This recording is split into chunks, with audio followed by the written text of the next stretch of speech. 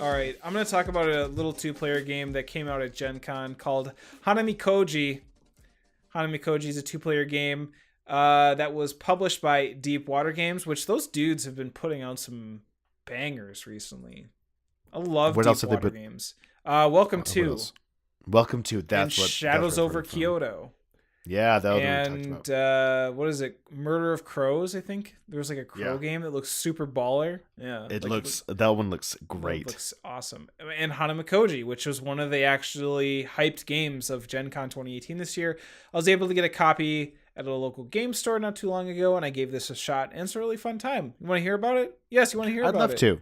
Perfect. All right. So this is developed by Kota Nakayama. The artist is Mai Shirley. Just straight up Mai Shirley. All right. And the That's a name. publisher is by, again, Deepwater Games. Emperor S4 also does it. I think they do it overseas. There's plenty of publishers, but Deepwater Games is kind of the primary one in the States that is doing the publishing on this guy.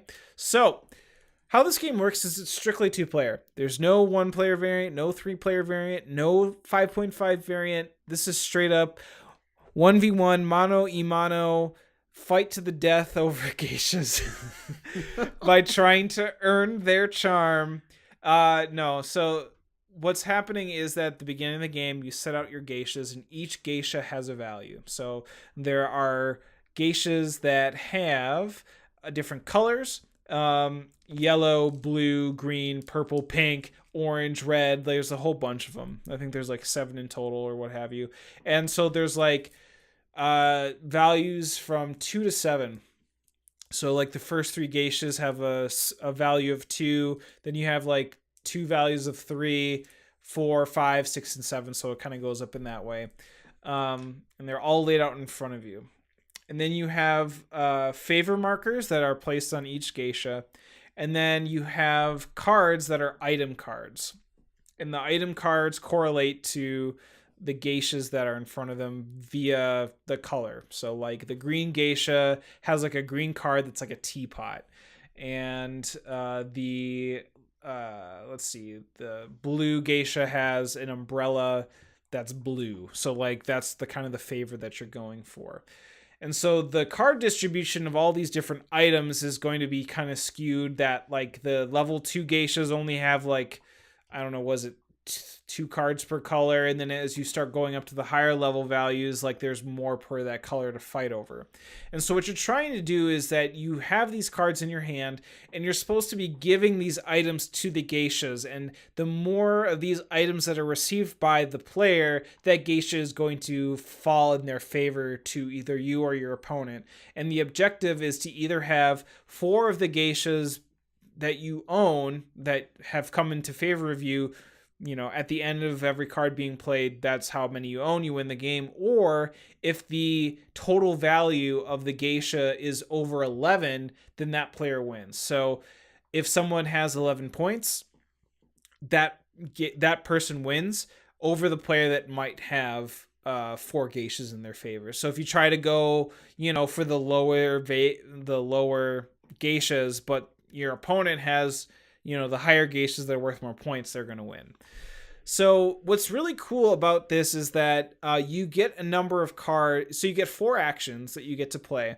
And each action does a thing where you have to discard 2 cards. You have to hide 1 card. You have to present 3 cards, 2 of which you'll keep, 1 that your opponent actually gets. And then you have 4 cards as an action where you put them in 2 piles. Your opponent takes 1 pile and you take the other pile, and then you just kind of match up the colors correctly. So it ends up working out really evenly. And again, once all the cards are played from the deck, you just basically count up how many geishas are in whose ever favor, see if anyone hits that 11 point total. If you don't, basically you end up restarting it and just getting it until one of those victory conditions are met. It takes about 15 to 30 minutes to play, even through a learning game. This is a really great 2-player game. This is awesome. Yeah, it sounds like a great one. So who are you playing with mainly right now? My friend Sam. Okay. This is who I was playing this with. Who I was playing it with, yeah. That's cool. Yeah. Have you tried it with your wife yet? Not yet, no, but I'm certain she would enjoy it. Yeah. This action system is by far one of the coolest action systems I think I've worked with.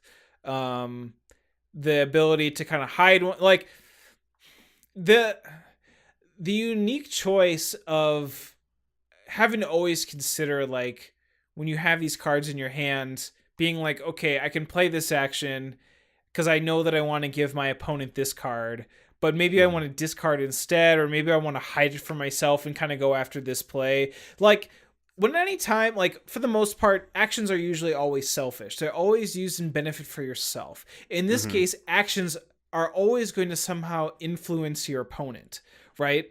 And that's kind of an interesting set of actions that I haven't dealt with in board games recently, which is always a unique and cool thing to work with, because then you're always having to kind of figure out and get into the head of, like, what is my opponent doing.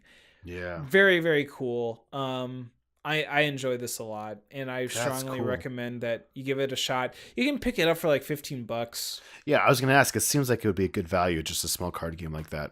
I think With the so. tokens. Well, what's curious too, now that I'm thinking about it, because I'm trying to think about how if you and your wife would play it, because your wife is very cutthroat.